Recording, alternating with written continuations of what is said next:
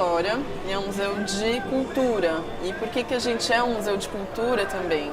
Porque a gente não vai tratar só desse esporte de forma muito técnica e muito rígida, mas vai pensar ele numa amplitude de como ele interfere na vida das pessoas.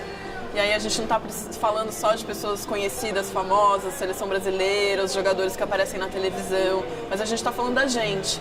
Então hoje o Museu do Futebol ele tem uma exposição de longa duração, está dividida em 14 salas enormes.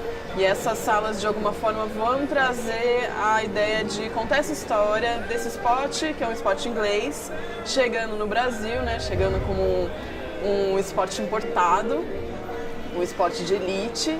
E, de alguma forma, como ele vai ser apropriado pelas populações mais pobres, pelos negros, pelas mulheres. Qual é o público do Museu do Futebol? Só um monte de especialistas em futebol? Não.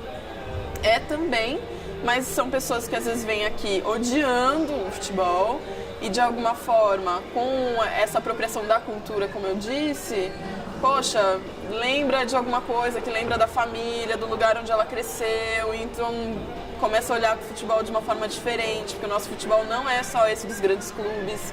Então o Museu do Futebol ele é muito dinâmico, ele vai de alguma forma usar de tecnologia, né, de salas que são grandes experiências para dar conta dessas narrativas todas, dessas histórias todas. Então é a cor, é a imagem, é pensar que tem muito torcedor que vem aqui dos clubes mais variados do Brasil. E a gente tem muita coisa o que fazer ainda, a gente tem muito público ainda para conhecer. A cidade de São Paulo é uma cidade que ainda não conhece o Museu do Futebol. Muita gente com quem a gente conversa ainda não conhece aqui, já veio ao estádio do Pacaembu, mas não conhece o Museu do Futebol.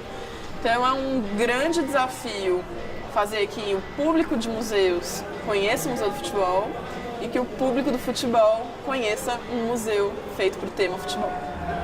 Fechou, e olha onde a gente chegou.